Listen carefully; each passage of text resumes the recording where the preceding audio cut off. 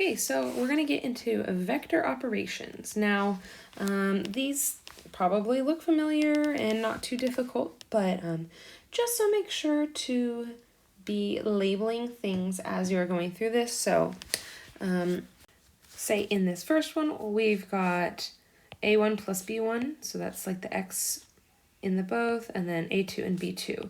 Now, I don't necessarily want to say x and y. We are adding vectors. We aren't adding two different points. So you are adding vectors, so that's when it's got the pointed on the outside. That's how you can label it as the vector. So we'd be adding two vectors together.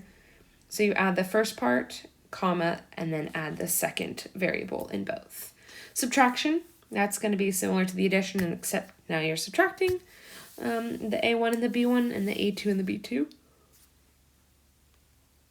And scalar multiplication is really what you guys, scalar is just multiplying it by a factor, like dilation, stretch factor, things like that.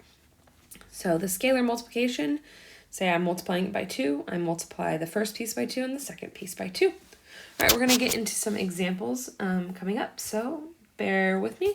Make sure to get these 3 operations down and we'll be good to go.